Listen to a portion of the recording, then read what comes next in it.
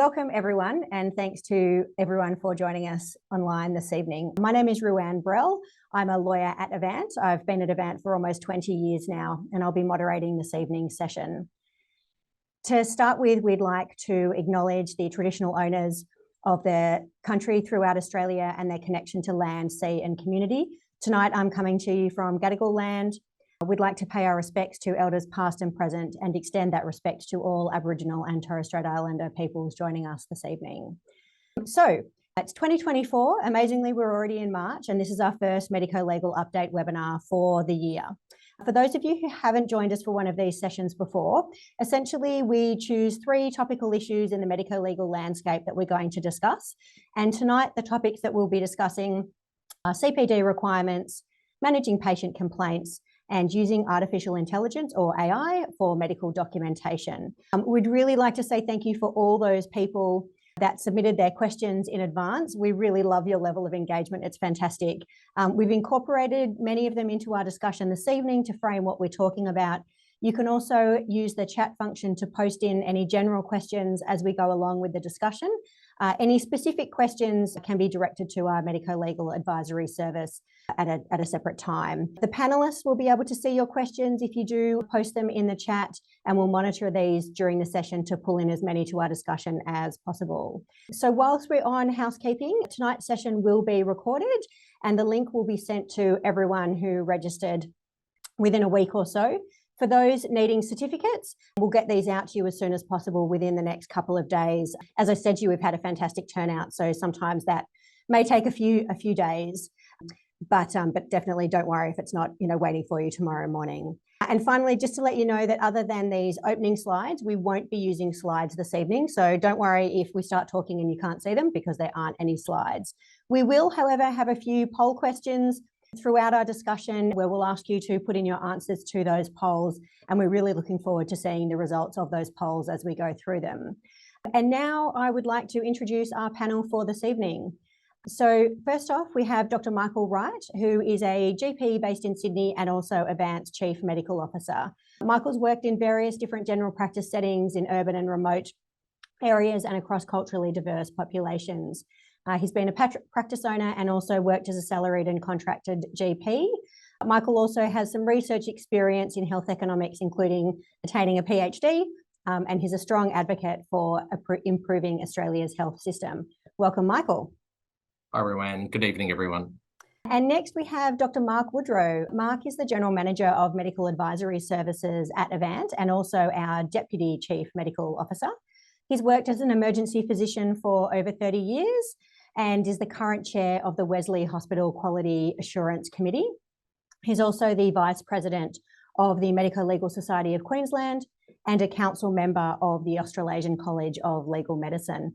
Mark has worked at Avant in other roles as well, including managing claims and as a medical advisor for Avant in various areas, civil claims and regulatory complaints, as well as coronial investigations. Hi there. Hi, Rowan, and thank you for everyone for joining us. And last but not least, we have Georgie Haysom. So Georgie is the General Manager of Avant's Advocacy, Education and Research team at Avant.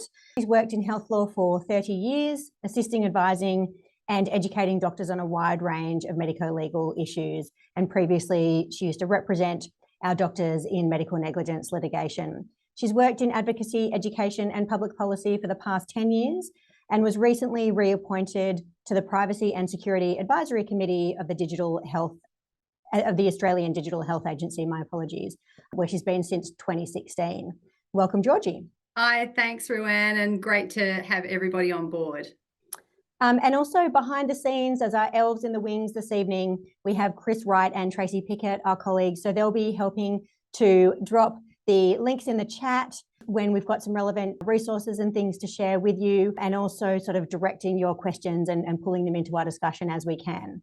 So we've got the housekeeping out of the way. Let's get started with our first topic of this evening, where we're going to talk about CPD requirements.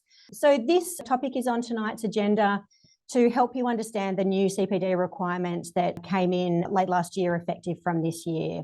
We recognise that there have been a variety of concerns expressed about these new requirements, And tonight, our purpose is to clarify these and help support you by providing some information about them. So we're going to start with our first poll question, which is just to get a gauge of where everyone is at.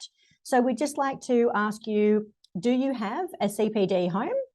You can answer yes, no, or what's a CPD home? And just while we're waiting for those results to come in, Michael, it'd be great if you could kick us off with just a little bit more context for this discussion.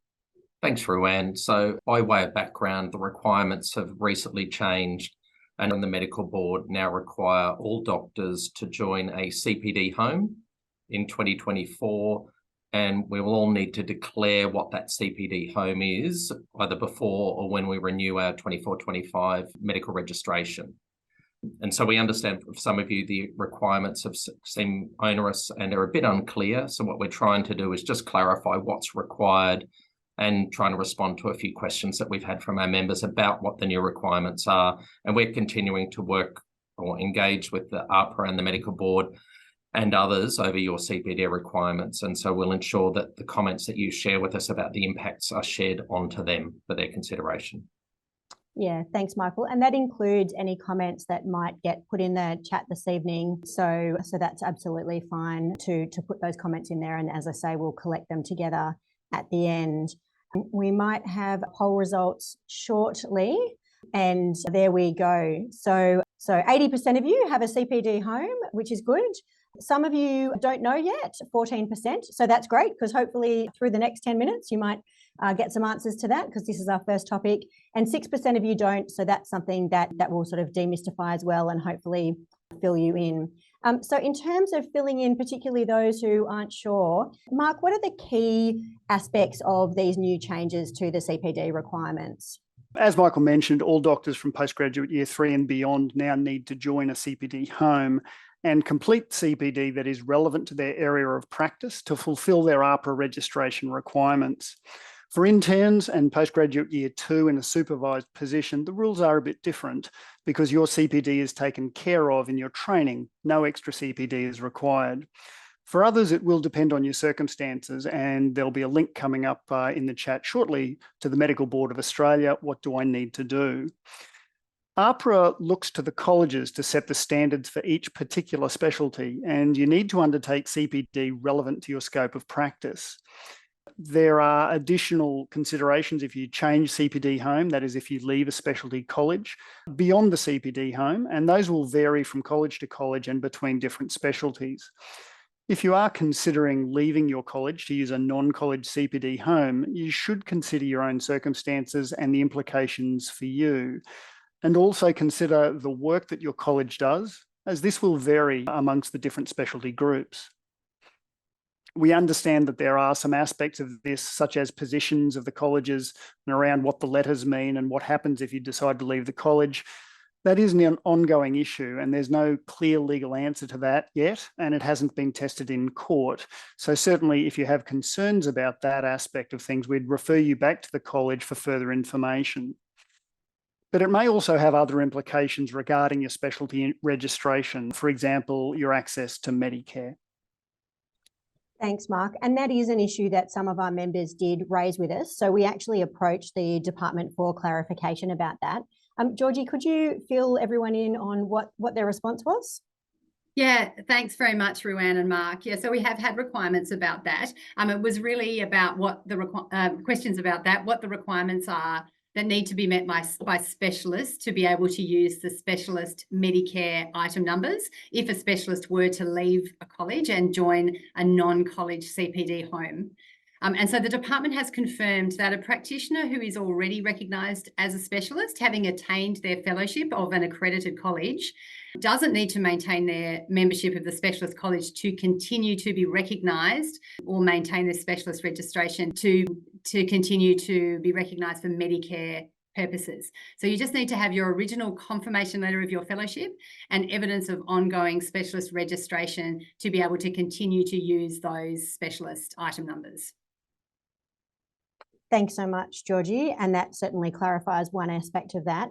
And Michael, I just thought as a doctor who's obviously having to comply with these CPD requirements, what are some of your top tips in terms of meeting the requirements? Thanks, Ruanne. So I'm a GP. I use the RACGP CPD Home as my CPD home.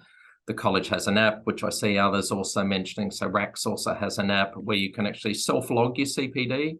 There's broad ranges of CPD that you can enter. So, attending conferences, small group learning, individual reading, even your practice meeting, all of those things can constitute CPD, which you can either self-log as well as the more familiar thing where people get certificates that they add. But just to remind you, you can also, you can actually spend longer on your CPD than what the certificates say. If you do spend longer than them, you don't need to amend the certificate. You can just amend the time that it took you to do within your CPD log. The colleges have also released guidance on what type of activities fulfill the requirements for each specialty. So some of them talk about measuring outcomes, reviewing performance, and particular educational activities. So it's worth checking your college website to see what the requirements are for your particular craft group. Yeah, absolutely. So that just picks up the point that even if your college is not your CPD home, your obvious specialty college is not your CPD home, it's still the requirements of the college as accredited by the AMC, the Australian Medical Council, that determine what CPD you need to do, but you can fulfill that requirement through a different CPD home. We've had a couple of questions about whether or not just belonging to your college is the same as electing to have that as your CPD home. And essentially, you still need to opt in to make sure that it's clear to APRA and to the college that that is your chosen CPD home, and they'll subject to your college. There should be an easy process to do that as needed. And so, in terms of sort of the compliance aspect of this, Georgie, maybe if you could just let us know sort of what happens in terms of compliance at the end of the CPD year, and what happens if a member hasn't completed CPD for that year. Yeah, thanks very much, Ruanne. And just before I mention that compliance issue, there have been a couple of questions about what happens if you aren't with a college. You do need to have a CPD home. So the best thing to do is actually have a look at that link. We'll send out the links after this webinar. Have a look at the link from the medical board, and that will outline what you need to do and where you need to go to get more information about that. In relation to the compliance aspects, at the end of each calendar year, each CPD home has to advise APRA of all of the members who've completed their CPD requirements.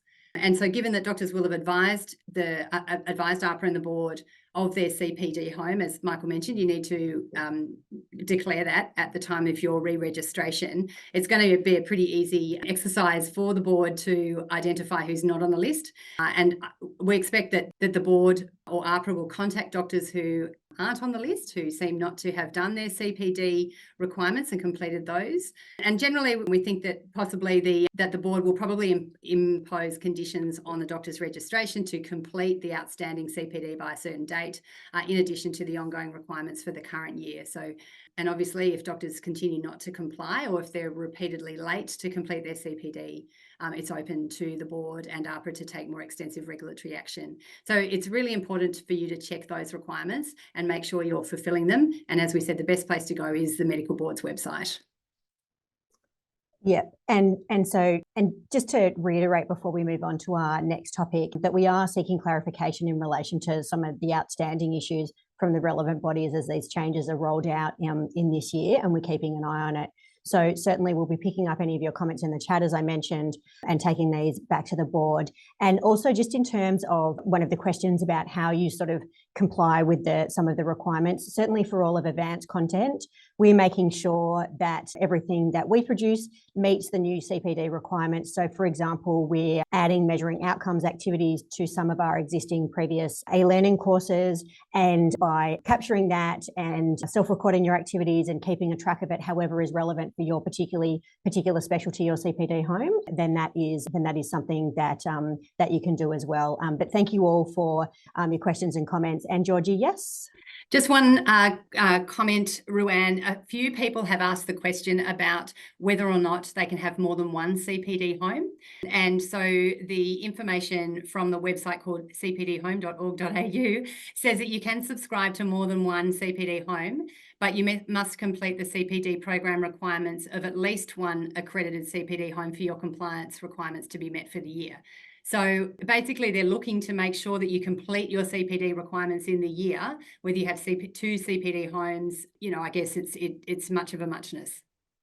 The main issue is completing the compliance activities. Yeah, wonderful. Thanks so much for clarifying that, Georgie. Okay, so we don't get behind time, I'll move us on to our next topic, which tonight we're talking about complaints.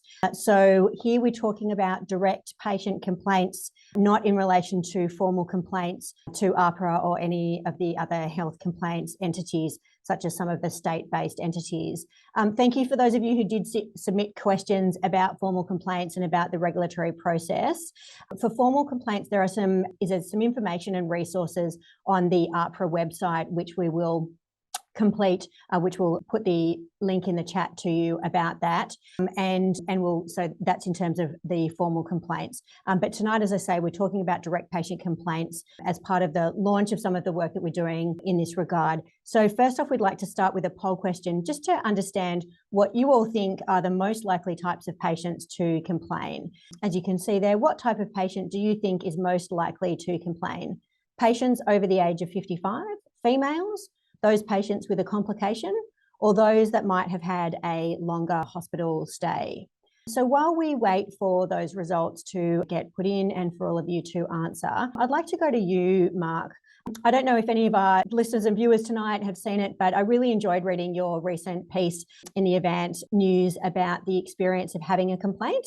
And for anyone who hasn't read it, we'll put a link to that in the chat. As a lawyer who's worked here for a number of years and spoken to many doctors who've been on the other end of a complaint, I think one of the first steps that we can help our doctors with is to sort of demystify the process and ensure that our doctors feel supported when they're managing a complaint. And so I'd be really interested in your insights, Mark.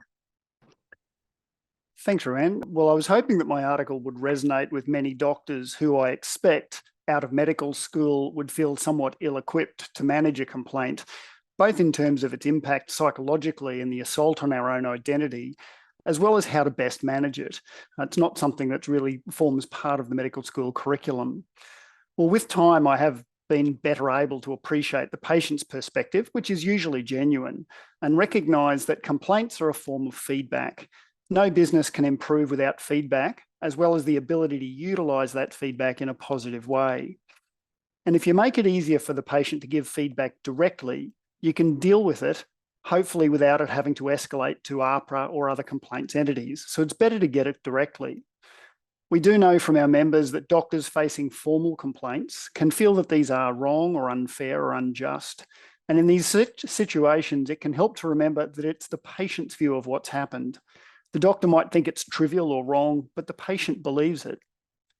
When it comes to direct patient complaints, the focus is on developing the skills and systems so that we can extinguish the flame before it becomes a raging inferno. Yeah, I love that last sentiment, and that's so true. We know from a lot of our work, which we'll be talking to you a little bit about this evening, that that absolutely early action really does make a difference. So we might have the poll results up, which is great. So interestingly, most of you think that those with a complication are the source of most complaints, followed by 21% who think females are most likely, and those with a longer hospital stay or patients over the age of 55 are in those lower sections. So what's really interesting is that how those results marry up or don't marry up, as the case may be, with a literature review that we did at Avant recently, where there was actually little consistent evidence supporting a relationship between patient risk factors and the therapeutic context, so whether or not something went wrong, and rates of complaints and claims. Georgie, could you tell us a little bit more about that research? Yeah, thanks very much, Ruanne. We were really interested to see whether there were any patient demographic or experiential characteristics that might have led patients to be more likely to complain. And we wanted to look at the literature in the last 10 years, because there is some literature from ages ago, but we wanted a bit more updated review of that. So we commissioned a group at Flinders University to carry out the literature review for us, and they identified 25 studies, interestingly not that many, 25 studies in the last 10 years with 18 types of patient characteristics that were examined. We were quite surprised by the findings, and I'll give you a bit more detail about them in a moment by reference to our poll question. We were quite surprised because, as Ruan said, they didn't show that there was any consistent evidence supporting a relationship between the characteristics and the propensity to complain. None demonstrated a strength or consistency of effect. Few of the reviewed patient characteristics have been shown to inform and influence patient actions as to whether or not to make a complaint. We've put into the chat a link to the research if you want to have a little bit more of a review of it. So firstly, in relation to patient age, there was some suggestion that there might be a higher patient age within a given population and that was weakly correlated with the greater likelihood to make a complaint. But in the studies, the patient age differed significantly depending on the patient population that was studied. And so no conclusion could be made in relation to patient age. So it wasn't a significant predictor. Female gender, really interesting. Some studies did show that female gender showed a higher propensity for making complaints, with a greater proportion of complaints relating to interpersonal aspects of care. But again, the results weren't statistically significant. And so there were no gender differences in relation to dissatisfaction with treatment. And there was some evidence of a higher number of complaints made by female relatives of patients, of male patients. So that was interesting. If we look at complications, there were only a few studies. There were only 8 of those 25 that looked at the issue of complications, and 6 out of the 8 related to the complication itself. But in 2 out of the 8 of the complaints, it related to access and availability rather than the complication itself. So that was also interesting. The only statistically significant finding was that patients with an underlying mental, behavioural or neurodevelopmental disorder were associated with higher rates of patient complaints. So that was interesting too. So generally the conclusion, apart from that one where there seemed to be a statistically significant difference, there were really in the literature few, if any, patient characteristics that can be reliably considered to be related to the likelihood of complaints or claims. So a version of this paper, we put the link in, as I said, is available on Sachs Institute website, but a version of it has also been accepted for publication in the journal Systematic Reviews. And so we're hoping that should be published shortly. Back to you, Ruan. Thanks, Georgie. That's fantastic and very exciting to have that accepted too. And I think some of that's really interesting because I'm sure many of our doctors listening to us this evening would prefer that it was a bit more predictable than that. But sometimes it really just comes down to having some tips and parameters to help you in a situation where you do maybe face an unhappy patient. Michael, can you let us in on sort of how you might approach it when you have a patient in front of you that's not happy? Sure, Ruan. Look, I think, and also one of the issues to come back with the literature review is that one of the things we often know from the complaints that we see is that complaints can often come from people other than the patient who you treated. So I think it makes it hard to predict something, particularly from an individual patient, when often complaints might emerge from other sources, family members or other people. So I think probably one of the most important things to do is to have systems within your practice to manage with complaints. So to have systems that your staff know how to deal with them if you get them. And as a few of the comments have already said, it's increasingly common for people to give all sorts of feedback. And so it's important to have systems in place. And I suppose the other benefit of that is we know that if you manage a patient complaint appropriately at an early stage, that can help it prevent escalating. So the other thing is it can offer important insights into the quality of care you'll produce and also reduce the risk that you might achieve in delivering the care to your patients. Another benefit is that it can also help to have open communication between staff and the patients so the patients feel comfortable to approach you with a complaint within the practice rather than feeling they have to escalate it to go to a regulator. I suppose all of this we've detailed in another recent article we've just had published. It's in the Australian Journal of General Practice, which is about managing complaints from a practice point of view, but it'll be relevant for other specialties as well. It gives you a number of tips of how you can try and manage complaints within your practice. Yeah, absolutely. Thanks, Michael. And there's some great tips there. We've had a couple of questions come through about negative online reviews, and we do have a fact sheet about that.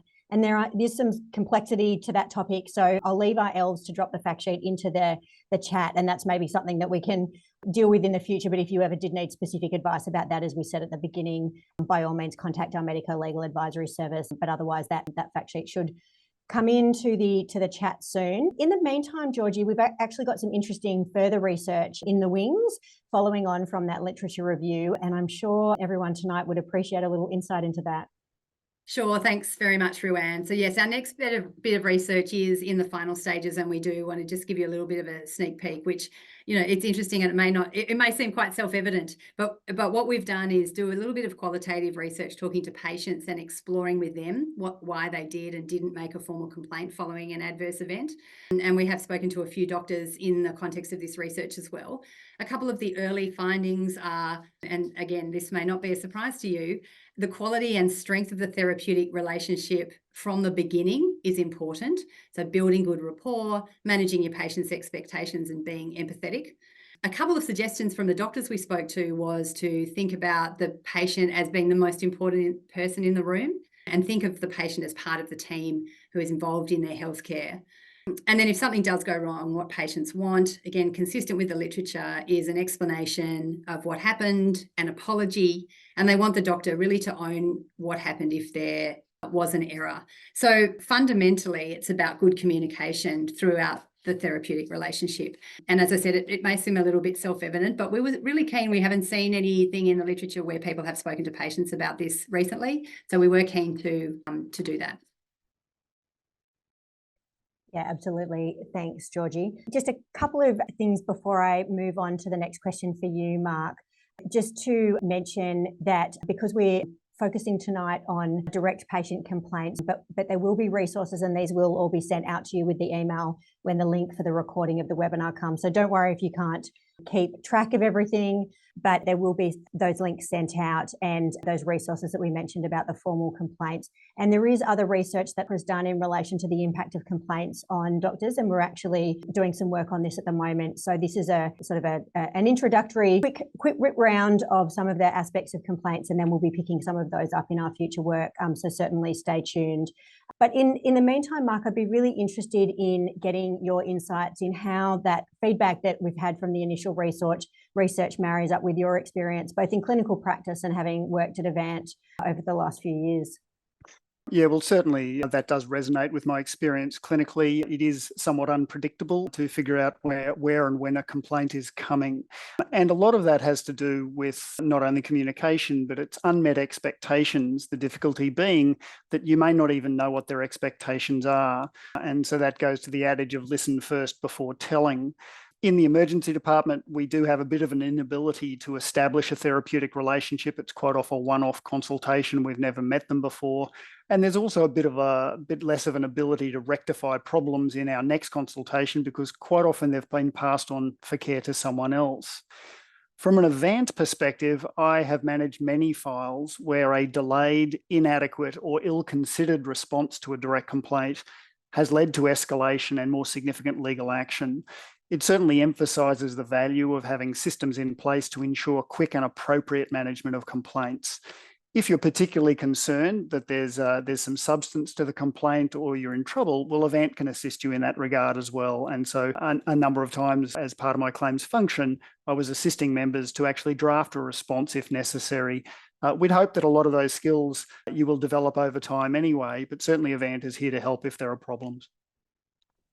Yeah, thanks, Mark. And just before we move on, I just wanted to pick up a couple of things, one of which I will throw to you, Georgie. But just before we do that, I just wanted to reiterate that when we're talking about communicating with the patient or a patient raising a concern with you directly, we're absolutely not talking about admitting guilt or falling on your sword and saying that you've done something wrong.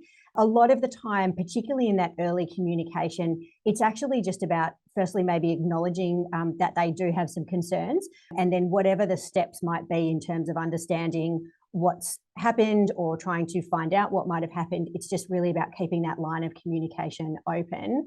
And certainly if there does turn out to be an error, then that maybe falls more under a process along the lines of open disclosure, which applies in some hospital and organisational settings, but is certainly a general framework that you might be able to apply in other private practice settings. So I hope that answers that question. Georgie, I did want to just throw a question to you that we've had in relation to whether or not if a patient complains that you shouldn't contact them. and just the two different situations that might arise in. It might arise in a formal complaint setting, but if in a direct complaint setting. Yes, thanks very much, Ruan, for that. Yes, so the issue with regard to contacting a patient in the case of a complaint applies when there is a formal complaint to the regulator. So if you've received a complaint via AHPRA or the Healthcare Complaints Commission in New South Wales or the Office of the Health Ombudsman in Queensland or one of the health complaints entities in your state or territory, then you shouldn't contact the patient directly about that. It should all be done through the entity where the complaint's been received. But if you or your practice have received a complaint directly from the patient, we would absolutely encourage you to, and that's what we've been talking about today, to talk to them and to deal with the complaint, listen to them, deal with the complaint, because we want you to deal with them there on the local level rather than have to deal with them through one of the formal bodies. So there's no problem with talking to the patient if you receive a complaint directly from a patient. Absolutely. Thanks, Georgie. And so, as I said, this is sort of part one, I suppose, of some more work that we're doing in this area. So stay tuned. And a lot of that extra work and the information that we'll be putting out to members will pick up on some of those questions that have come through this evening. So, for example, in terms of the different settings that you might face a complaint in the hospital setting, for example. So certainly you're entitled to expect that your hospital or organisation will support you if you're facing a complaint. And we also have support services available to you.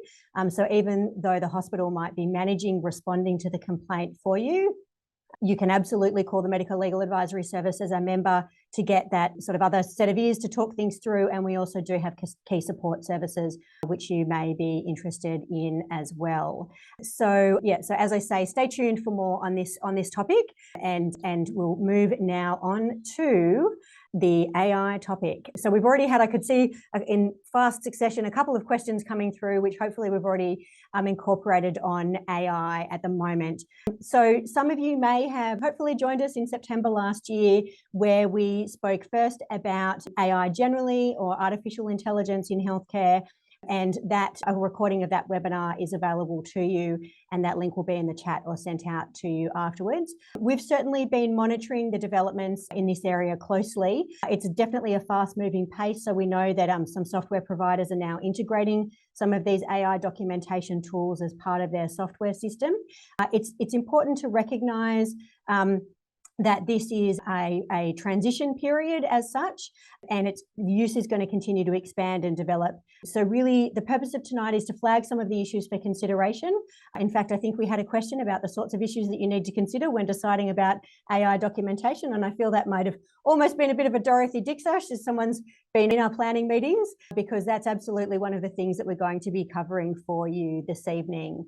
We'd like to just get a little bit of an understanding first from you all in terms of who is actually using AI tools already for documentation. So that poll question is going to come up now, and you'll be able to see it there. Are you using AI tools for documentation? So please answer yes or no, or whether or not you're thinking about it. And while we're waiting for those results, I'd just like, Mark, for you to give us a little bit of an insight into some of the early-ish, if we can use that word still, questions and claims experience that we were getting from our members. What sort of was the flavour of some of those? Fortunately, we haven't had too many directly related to AI, and most of those were inquiries or concerns relating to the use of ChatGPT. Obviously, there's been some concerns and wanting to know, as you said, whether we can use these tools and how we can do it safely. There has been a few cases over the last year. One doctor was seeking advice to finalise a response to a patient complaint, and the doctor's response was generated by ChatGPT. And if anyone's read ChatGPT, it usually becomes pretty easy to spot, particularly for our younger population.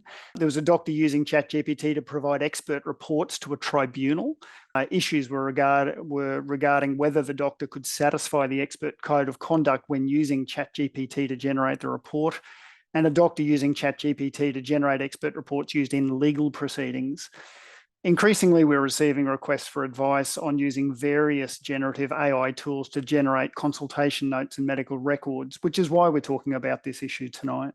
Awesome. Thanks, Mark. And the clear message from those ChatGPT queries that we got is that a tool like that, or any sort of other similar generic tool, should not be used for medical contexts. Just they're not fit for purpose and they're not designed to do that. So please don't do that.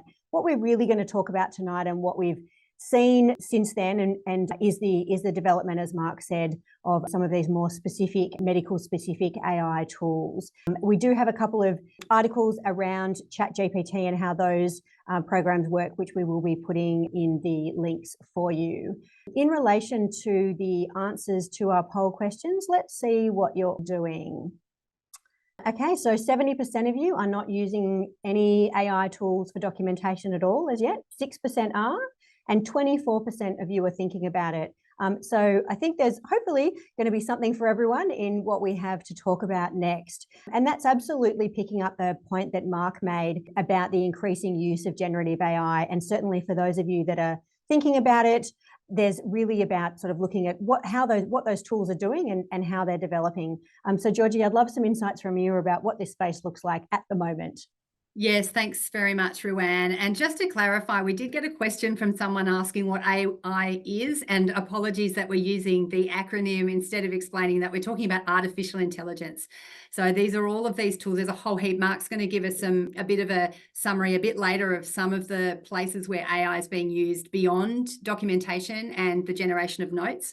But what we're looking at here is using AI scribes, so using artificial intelligence systems to generate medical consultation notes, which removes the need for a human scribe to be involved in the process of taking the notes. And generally the process involves the tool recording the consultation, transcribing that consultation, and then processing that transcript using an artificial intelligence model, software, tool, whichever phrase you'd like to use, to generate a customized medical note and also patient correspondence. So, but you don't get the transcript of the recording, you get a kind of compilation of all of that into a medical note.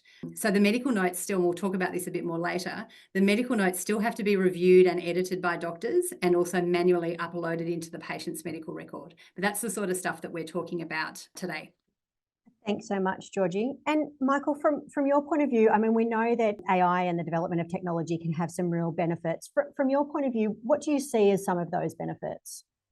Well, Rowan, like in a GP consultation or in any consultation with the patient, I mean, I think there's some real benefits in it, being able to convert what is our conversation into some usable text, particularly with the quality of my two-finger typing. It would be great to be able to record the conversation and have it converted into something useful. Particularly, it gives me the opportunity to pick up on the non-verbal cues that often I might miss if I am sitting there typing. So potentially it has the ability to improve our patient communication as we increase our eye contact. Potentially we could do some more detailed documentation by, as I said, by not relying on the doctor's ability to type, and potentially reducing the time the doctor spends looking at the keyboard. And hopefully it will get to the point where it allows us to have some improved decision-making because we've sort of documented our findings a bit better and providing more accurate and detailed and up-to-date patient records. And potentially can help us sort of pull together symptoms and help the diagnoses.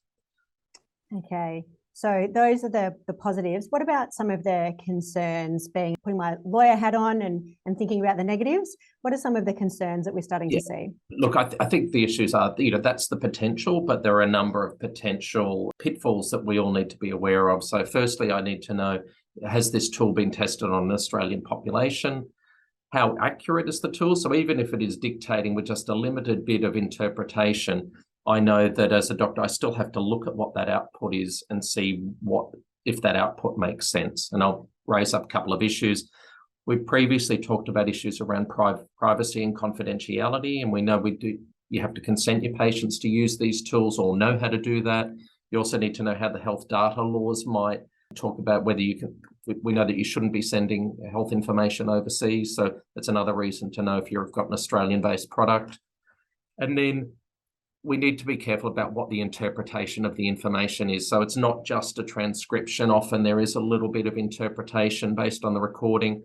So a couple of examples that we've heard is a patient was asked, do you have any allergies? And the patient said, no, they had no allergies, but they mentioned that they'd had an adverse reaction to an anesthetic. And so that language wasn't picked up. And so it said it was nil allergies.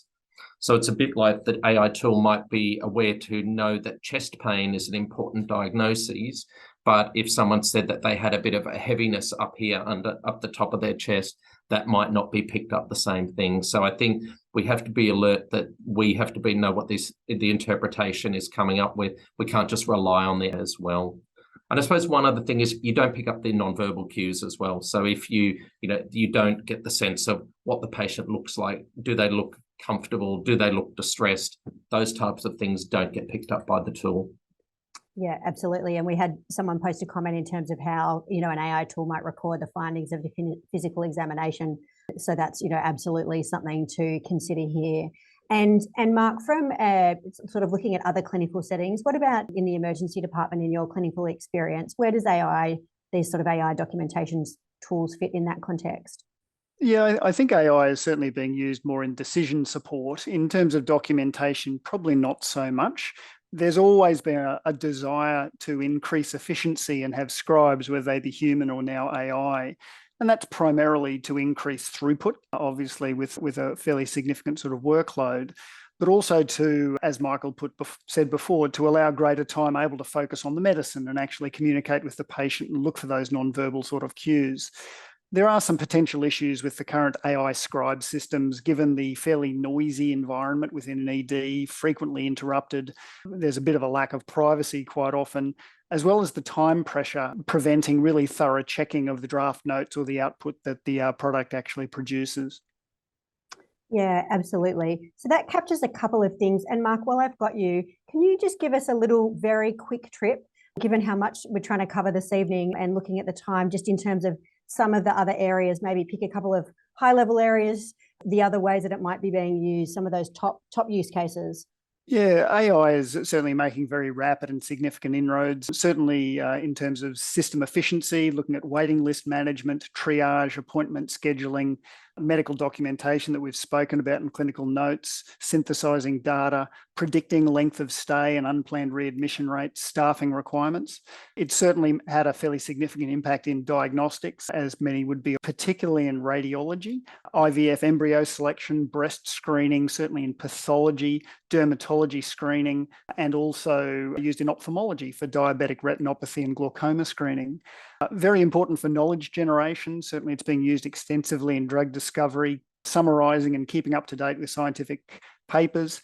And one that I've found actually very exciting is in preventative medicine, and that is using large data sets for risk profiling for early intervention. And I think that's going to prove very useful in the future once it's there. Essentially, AI is everywhere. We have been using it to some degree for some time, but it's being used more broadly, and there are various different levels of evidence that underpin its effectiveness. Yeah, okay, I'd agree with that. AI is everywhere. So that's good. And I think it's important, and we've seen lots of questions come through about consent. So rest assured, we will be getting to the consent issues when I get Georgie to give us a rundown on all the various medico-legal issues in answer to some of those issues.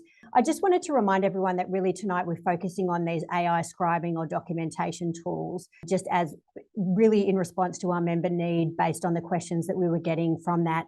Also, just to note at this point in time that Avant does not recommend or endorse any particular AI-based medical record tool. All of these tools are at an early stage of development, and there's no regulatory guidance at this point as to their use. We're aware that several tools are available, and some of you may work in organisations or practices where there may be one tool available to you. So our role tonight is to really give you some tips and a bit of a framework within which to make the decisions or to analyse those different tools and the things that you need to consider. And to that end, Medico-legal Advisory Service has done a lot of work in looking at the medico-legal issues posed by sort of the tools more broadly. And I would love your insights, Georgie, in commenting on some of those for us.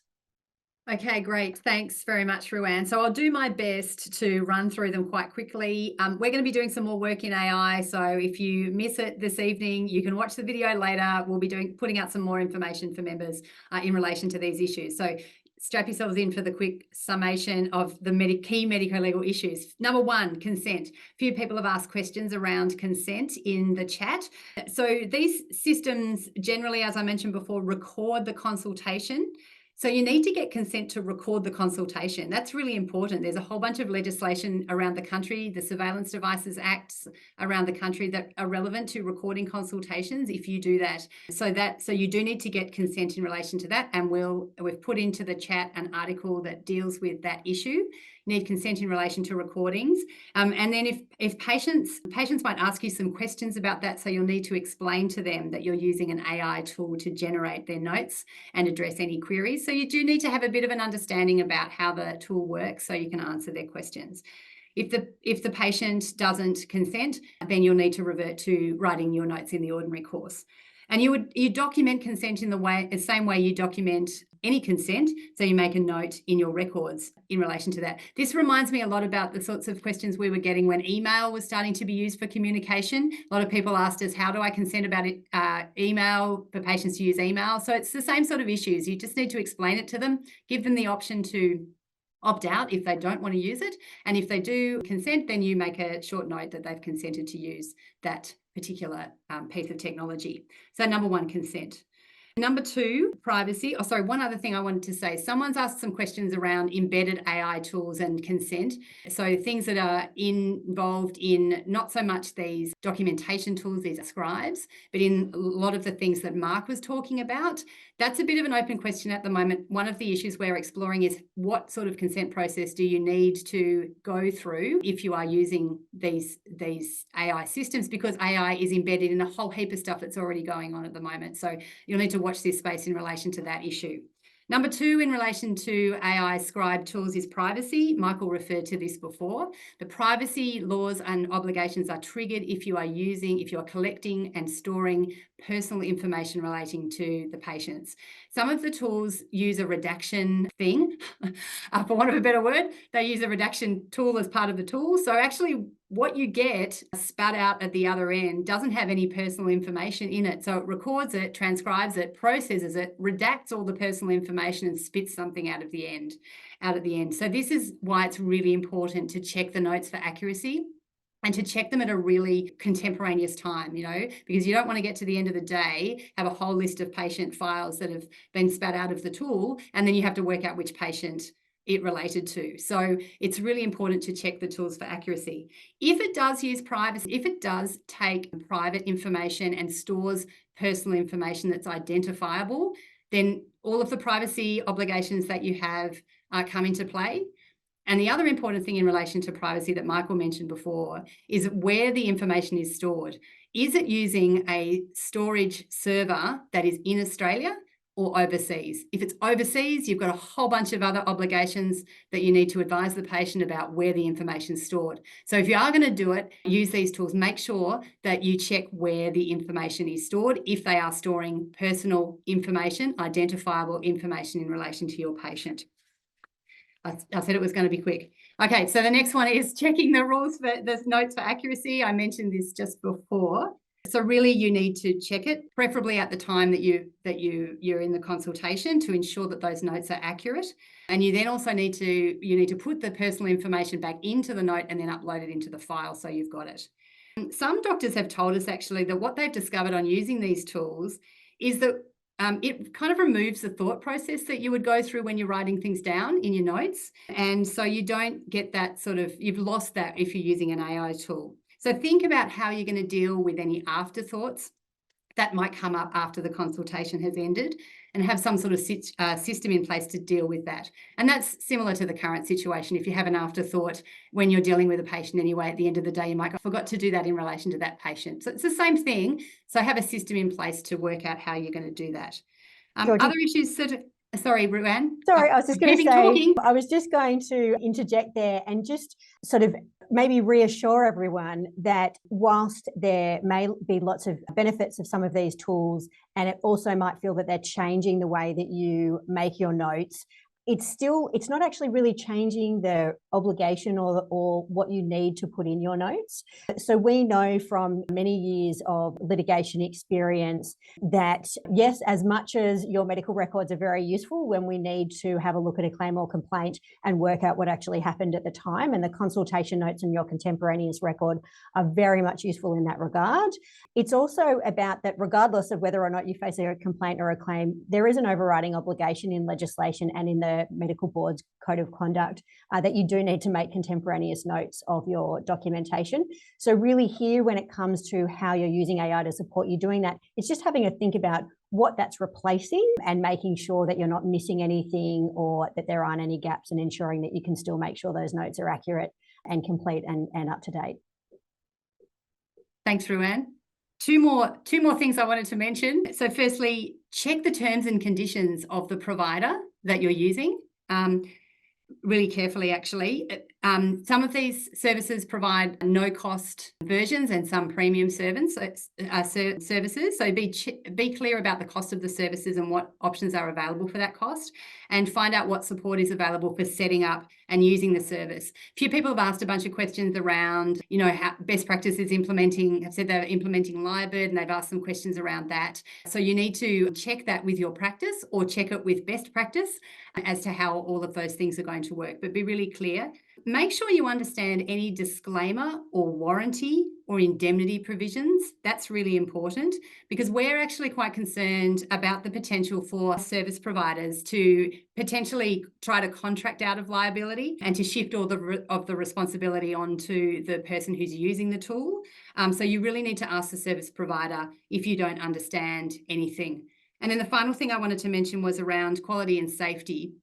A couple of people have asked questions about clinical decision support tools and the functions that often come with these services. Some of them can generate patient information sheets. So you really need to overall, not only in relation to clinical decision support, but in relation to the AI generated notes as well, make sure that you're satisfied it's safe to use, it's of sufficient quality for you, it improves patient care, it's safe from a security perspective. And then in terms of the quality of the information, make sure that you're happy that the information it provides is accurate and reliable. And does it reliably translate the information in the consultation? And just have a little bit of a monitor or audit of your files to make sure that you're happy that it's doing that appropriately, to ensure that it's fit for purpose, and make sure that any clinical decision support tools and support is helpful and reliable. Awesome. Thanks, Georgie. And we've had a couple of questions about how your event policy may respond to some of these issues. So, Mark, I just wondered whether you could just quickly fill us in on the policy cover aspects.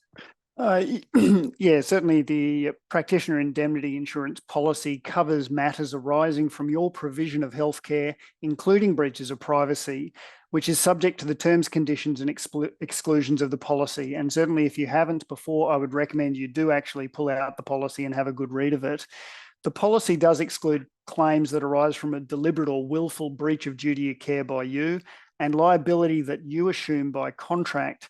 You must take all reasonable steps to avoid or reduce the chance of a claim or request for indemnity. What this means is that you should read and understand the terms of use prior to using any AI-generated service to understand the risks, limitations of liability and indemnity, and whether it is a suitable tool for your provision of healthcare.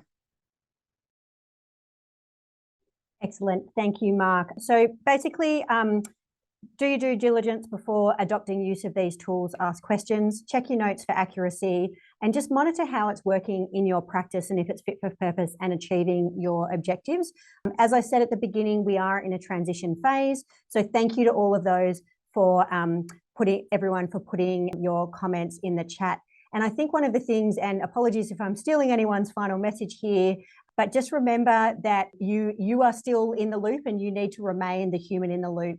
So we're not talking about AI being the doctor, but still part of that process.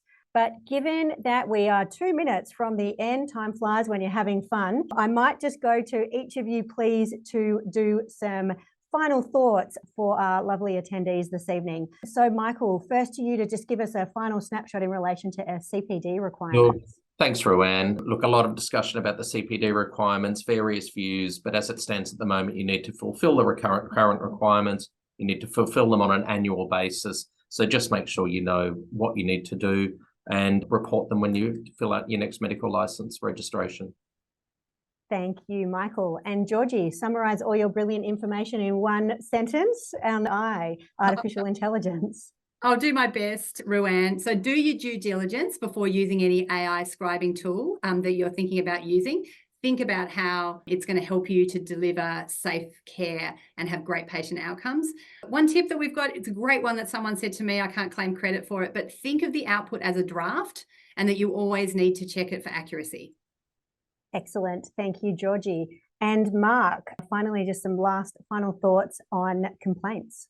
Summarising such an enormous topic, complaints are uncomfortable for us, but they are inevitable and in some ways necessary for improvement. It's in everyone's best interests to be open and accepting of complaints and dealing with them appropriately to prevent the need for escalation. Excellent. Thank you, Mark. So thank you to Mark, Georgie and Michael for joining us and for our discussion this evening. Thank you to all of you for dialing in and giving us some of your Wednesday evening. And for those of us that watch us later, thank you as well. We had such a great turnout this evening and we really appreciate your level of engagement. Just remember that tonight we've had a great discussion about some of the general information issues. We're just not in a position to give you specific advice, but by all means, if you do need answers to any particular questions, you can contact our Medico-legal advisory service and also look at our resources and insights on our website. Just a reminder that we will be doing these webinars regularly, so stay tuned for the next one in a few months' time. You will receive an email with a link to the recording from this evening's webinar, together with the links that we discussed. So don't worry if it's all moved too quickly for you. And certificates, etc., will be sent out in the next few days. So again, don't panic if it's not waiting for you tomorrow morning. We would love it if you could complete the survey that will come up when we close off the webinar to let us know what you thought, good or bad, what else we can do, encouraging feedback as we've just asked all of you to do, and if there are any other specific things that you would like to hear about.